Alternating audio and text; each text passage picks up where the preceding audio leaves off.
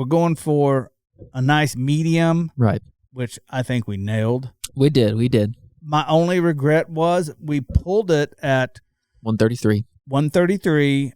If going back and doing it again, because how long we rested it, I would have pulled it at 127.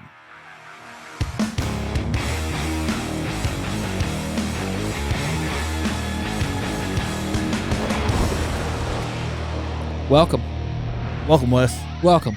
New intro. Hey, welcome to Kosmo Unfiltered. Welcome to Kosmo I'm Wes. Unfiltered. With your host, Kosmo. The crowd goes wild. The crowd goes mild. Mild. Who used to say that? That was mine. That was my That joke. was you? Yeah, let's see if... Oh, they're laughing. I can't hear it. Yeah. I don't know what any of these do. I just push one and see what happens. Yeah. Well, what are we talking about on today's episode? Well, you pulled a little bit of trickery on us. The most badass beef tenderloin video in the world. No, you came out there bluffing hardcore, and I caught your ass in the middle of it. No, you didn't. I caught you right in the middle of it. I guess you did. You came out there with a giant beef tenderloin. Yeah. Throw that thing on the biggest cutting board I've ever seen. I mean, it's about the size of this desk. That cutting board is made by my buddy Noah. That is a badass cutting board. You got out there like this. Yeah. With your beef tenderloin. I'm like, good God. Now you know how. No. No, she tore you down too when we were out there. Yeah. Oh. Okay, I'll tell you how it's a good thing I got big hands. We get out there, and he's trying not to make big meat jokes because he's got me and Nathan, and we're not going to let one slide. They're feeding me lines. Oh yeah, we're puns, or not even puns. It's just like, if we subtle. The situation called for it. Okay, why does that tenderloin look so much bigger when you hold it? Yeah, yeah. And I actually got pretty big hands for my size and pretty big feet. So. Well, it got funny because what did Jamie say? If you want to make the meat look bigger, she goes, "I'm not trying to be mean." What was she saying? To use something else, or use a different bowl? Smaller. Make the bowl smaller if you want to make the meat look bigger. So Kosmo gets out there. So for this video, we did beef tenderloin, just giant beef tenderloin. Yeah, and it's actually I show you how to completely break down a full beef tenderloin, which is great to save you money. Yeah, you got those beef tips too, which I'm jealous about, dude. I'm telling you, you have no idea. I'm not gonna know. You're gonna cook them when I'm somewhere else. I'm not gonna get to try them. Possibility you could know. Anywho. It was great. Very detailed. We made the mistake. I don't know if I'm going to call it a mistake. We went away from the instructional slow, here's this, here's why I do this, here's the knife I use, here's how I hold the knife. This was kind of a callback to some of that, which I think we were due for. A how-to. I, for one, feel better if I was going to buy something like a tenderloin and not mess it up, having that knowledge.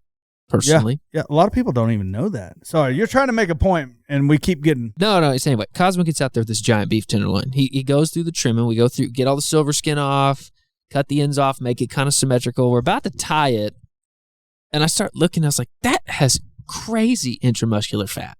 Like, that doesn't look like anything I could buy here. So off camera, I'm like, hey, man, where'd you get that tenderloin from?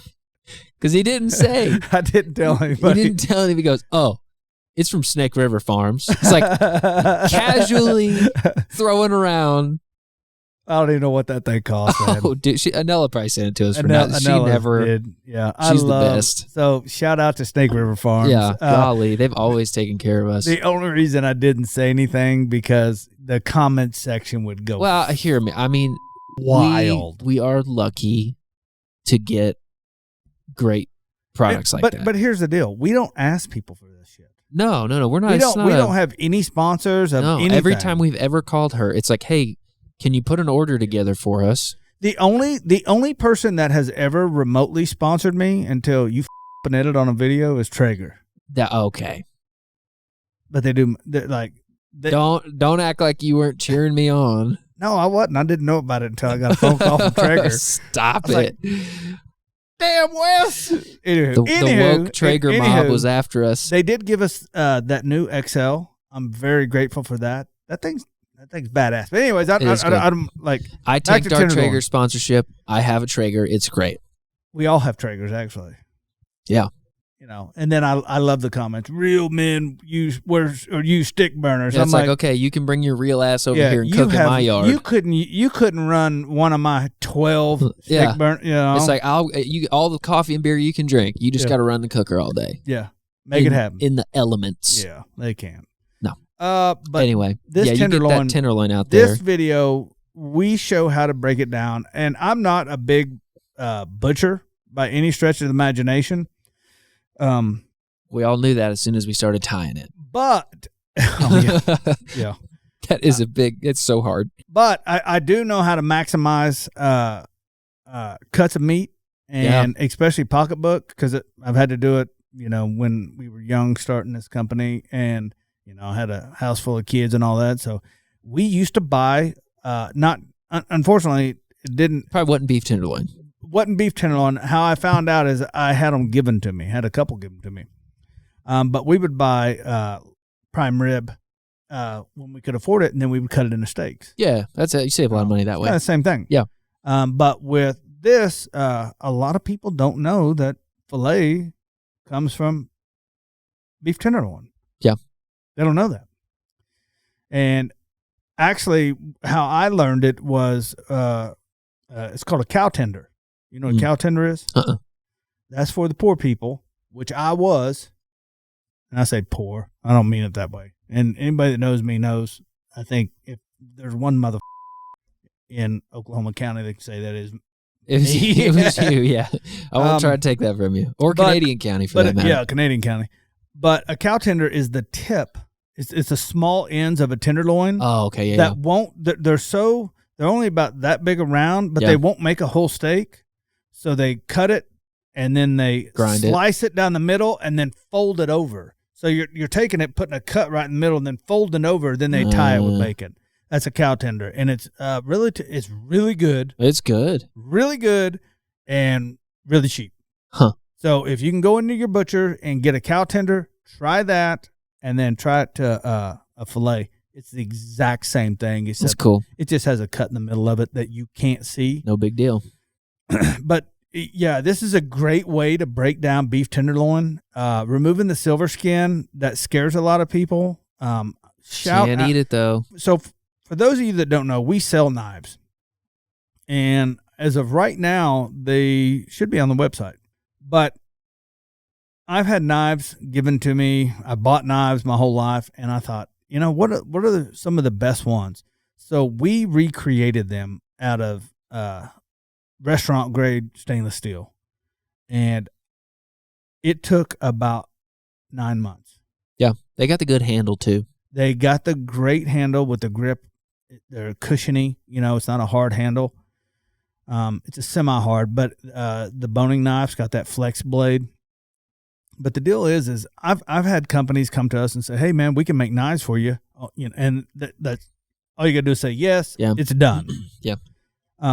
We had samples laying around forever. But I didn't want to do that. I wanted to build a knife that is gonna, you buy once, cry once, and it's gonna last you a long time. And shouldn't be too much crying on these though. That are sharp as shit. Yeah, they are so sharp. Yeah. I've got a pair at home. They're good.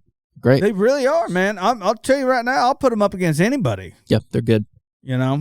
But that boning knife for cupping underneath that silver skin. Yeah, you can't do it without one. Stupid. Yeah. Money. It's great.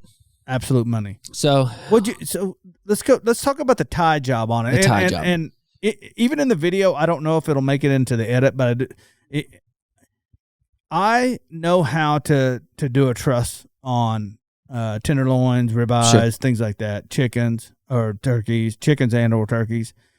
But every time I have to stop and relearn. You have anything that you have to do that? No, I mean all kinds of stuff I have to stop and relearn. Just to go back to whatever I haven't done in a while. I'm always relearning. The thing about that, like it's just the perspective. It's like you're looking at it one way, and I'm looking at it from the opposite. Yeah, you're seeing it from the other side. You tie that that surgeon's knot, and it's really just looped twice. Right. And when you get the loop in your hand and you twist it that second time, that's all you're doing. That's all it is. It's just you don't have both ends of the string is all. It's a twist, and if you go over the top of it, it's not going to work. Yeah. You have to go under the bottom. Yep. And that's where you get that loop.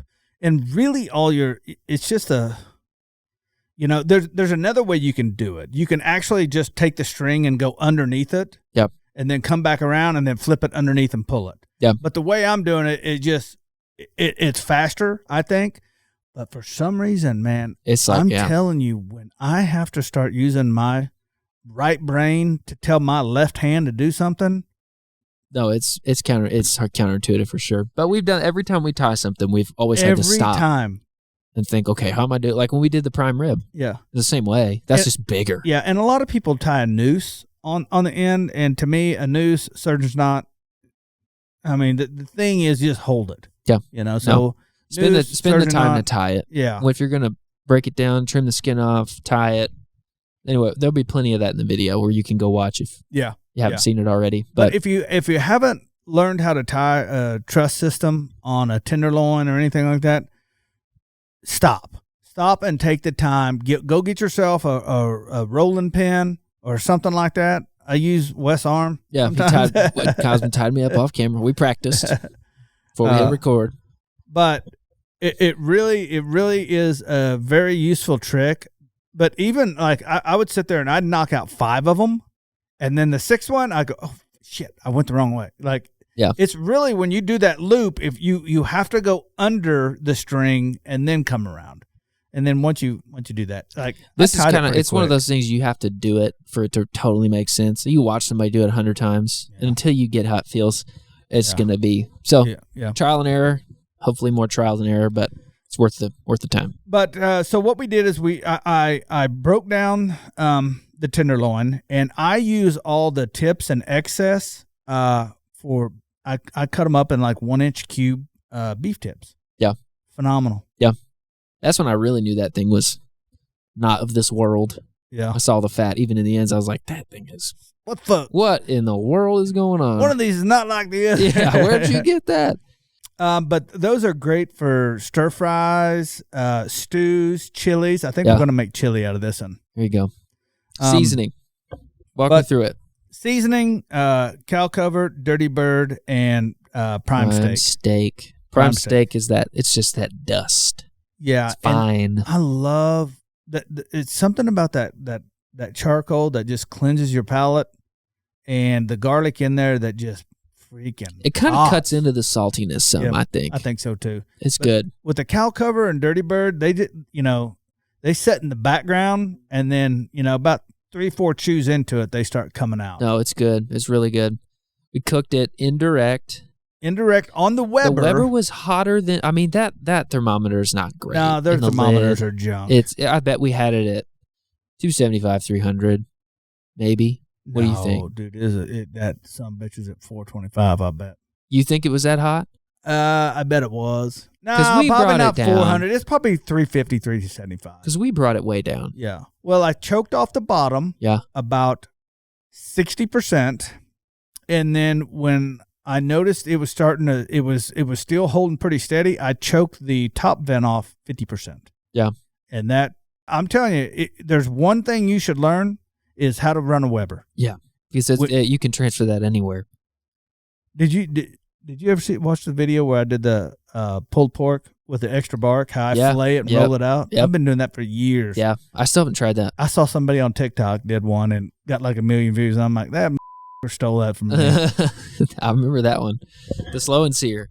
That's where you can really start running that thing. Yeah. But before the slow and sear, I used to just go to Lowe's and go buy fire bricks. Yeah. No, you can build a little wall in there. Yeah, just build a little wall. Yeah. That's all I did. Yep.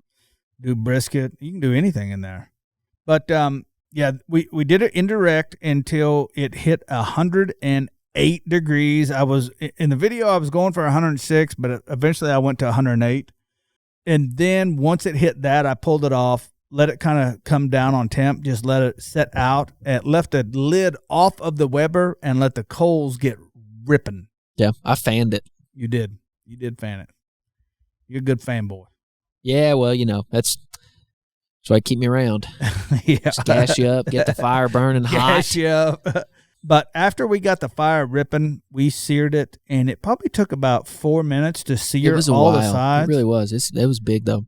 And you really got to, at this point, you really need to stop and, I don't know if you can tell in the video, but I have a knit glove under my latex glove, and I like to just do it by hand. I grab my meat with my hand. Yeah, lots of meat jokes in this one. Yeah. I was manhandling that shit. A lot of meat on the bone. Yeah. But as soon as we got the sear, Down there doing God's work. check the temp again, and it was running, 118 to 124. Well, 127 is our magic number. Well, in the video, we were kind of, what do we want to hit? We're going for a nice medium, Right. which I think we nailed. We did. My only regret was we pulled it at 133. 133. If going back and doing it again, because how long we rested it, I would have pulled it at 127. Yeah. That cut of meat. They're different too. I mean, you get in a different. Well, they're all different. Yeah. It was good. It was stupid. And I tell you what takes that to the next level is that dipping sauce. Yeah. It's always good. It's been around a minute. We've done that one before. Rick did it. That's Rick's recipe that I had to fix because Rick's, you know me. No, I'm kidding. That's We made that shit just like Rick does. Yeah, It was so good. It is. Shout out to Rick for that. Dude, he did. He came. That was one of the holiday clinics a couple years ago, and he put the Nashville hot wing dust in it, and it was like, "Are you sure about that?" Like I remember raising eyebrows, but man, you know it's what good. you could use that as? Sandwich spread. Oh, all day. Yeah, it's good On crackers. Mm-hmm. Well, that was the year I think he put it in the pimento cheese too. Yeah, Rick was a big Nashville hot fan at the time. Well, I mean, rightfully so. But that puts it over the top. It was good. Gives it good color too. That sauce, is it a sauce? As much as it is, I'd call it like I mean, it's like meat frosting. Yeah, it's like icing. Ooh, you know what? I should no. If you accidentally got it down the pee hole, that would hurt. Moving on. Meat frosting. It's what it was like. I mean, like just dude, it's so good, man. It's the consistency of it. Yeah, dude, I think I know what I'm gonna do. I'm gonna take some beef tips. Yeah. Saute them up. Mushrooms and onions. Yeah. Jalapenos. Yep. Put them on one of my other hoagie rolls, and use that spread. Lettuce, tomato. Yeah. Oh yeah. What do you think? Sounds great. It sounds nuts. There you go. Lunch is done. So that was it. Phenomenal cut of meat. Shout out to Snake River Farms. If you need to justify buying one, you can make some beef tips out of it. And that's the second one I've cooked in the last 2 weeks. Oh, that's right. That's right. Well, hold on. Go back. The first one, I broke it down just for home use. Sure. Because now that Jamie and I are at the house alone, I will cut steaks and freeze them 2 at a time. Yeah. So I cut a bunch of filet. Well, I cut a bunch. It was this tenderloin, not the same. Near that size. Yeah, that was a big tenderloin. Yep, I mean, go watch it. It's giant. Broke it down, made about 6 fillets out of it, got a bunch of beef tips out of it. And that's why I was like, oh, man, we got to teach people again. Like, I think you and I had this conversation yesterday. Yep. I think we got away from so much of the how-to to the entertainment portion of it. And kind of in my heart, and I know in yours, we're trying to get back to that. Mm-hmm. Just because at the end of the day, like, I think we're pretty entertaining. No, and I think already. We talk to somebody every day, I know you do too, who's starting out, who just got a grill, who doesn't know a thing. Mm-hmm. And we make the mistake because we're around it all the time, thinking everybody knows, and they don't. And I think as much as we can put out there and help people learn and not scrape a bunch of meat in the trash can that's worth it. Anything that can, if I could save that one person from doing what I had to do the first time. Oh, it's the worst. Horrible. There's nothing worse than destroying some meat. All right. Shut it down. That's it. That's the end. You want to add anything to this? No, it's great. It's good. Dude, I still got that bread. I still got some of that. Dude, you're dreaming about lunch right now. I am. I'm starving right now. And I'm sitting there and I'm going, holy shit, man. I got to get home now. Yeah. Got the meat sweats. Well, hey, I want to thank everybody for watching. As always, if you like what we're doing, share this with a friend. Leave us a comment down below. We love hearing from you, and we'll catch you in the next podcast. Peace.